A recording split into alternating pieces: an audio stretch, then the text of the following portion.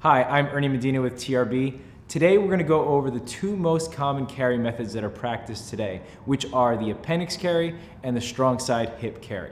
So before we go into the common carry methods, I want to just make sure for the purposes of safety that this firearm is clear. So we're going to unload, visually and physically inspect. This firearm is clear, no magazine inserted for the purpose of this video. So the first thing that we're going to go over is the appendix carry. Now the appendix carry is typically on the strong side. It favors the strong side either left or right of the center line. So in the case that I am left-handed, my appendix carry is going to go ahead and be on this side. Now a few things about the appendix carry. A lot of folks like it because it is very fast as far as getting the firearm out and on target.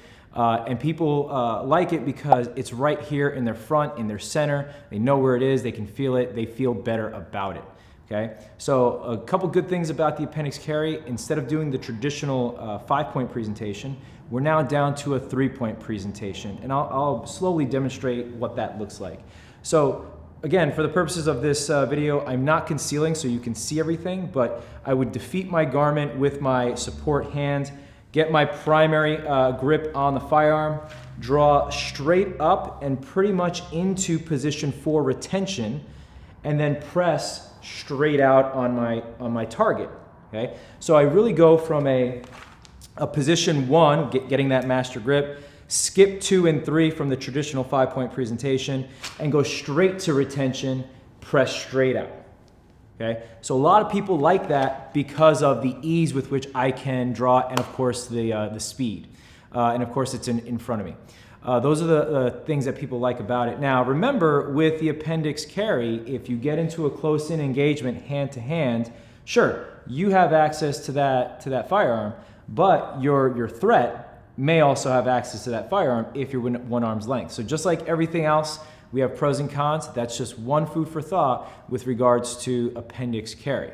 For also people that appendix carry, if you're carrying for any lengths of time and you're sitting down, whether it be driving or in your office, another consideration is to understand if you're going to be seated, the slide of the barrel is likely to be digging into your inner thigh. So that might prove to be uncomfortable for you. So take into consideration what firearm, how big or small the firearm is, therefore how deep it's going to protrude, as well as what your actions are. So a couple things about the appendix carry. A lot of people love it because it's quick and allows you to get the firearm on target very, very quickly. The next position we're going to go over is the strong side hip carry. And now typically for right-handed folks, that's going to be more towards the 4 or 430 position along their hip. So obviously your front being 12 o'clock, and it's going to be more towards the 4 o'clock, just behind that 3 o'clock position. I'm demonstrating to you left-handed again, so I'm going to demonstrate this more towards the 7:30, 8 o'clock position along my hip. Now, a lot of folks like the strong side hip carry because if, say, you're seated for a while driving, whatever, it's out of your way as my body bends. The firearm is not digging into any parts of the fold or bends that I have. Further, it's essentially when I'm in a close-in engagement, I can actually keep the firearm away from my attacker if need be. One arm's length from here, it's going to be a little bit tougher for my attacker to get his or her hands on my firearm. As well, another good thing about the traditional strong side hip carry is that my arms, when they generally hang, they're hanging at my side, and when I just bring my hand up, it's naturally in the position of where I need to be in order to get a primary grip. So another reason why people like the strong side hip carry. And another thing about that is we have two options. We have the straight up and down zero cants, and that refers to if the firearm is straight up and down, or you have a slight forward 15 degree, what they call the FBI cant. So you have a slight forward cant here.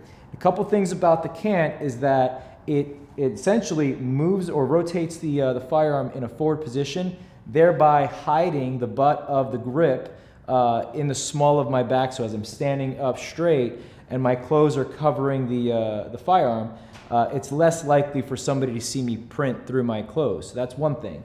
Other thing here is that as I go into more of a defensive position and I slide my hand up, it is natural with that cant that I can easily get that grip on the firearm. Of course, defeating my garment first, so bringing up whatever my clothes, my jacket, whatever. Jacket would be a different version, but say I have a shirt I'm bringing up, I get a primary grip on my firearm, draw, and then do my traditional 5-point presentation out. Now, some folks would argue that this is a little bit slower than the appendix carry, and they'd be right generally. I have a couple more steps to go through in order to get the firearm on target. But again, with a little bit of practice, you can get this just as fast as an appendix carry if you like. I mean, anything you train to, you can get to very good proficiency. So a couple good things about the strong side hip carry is that it's out of your way when you're seated, especially at long times.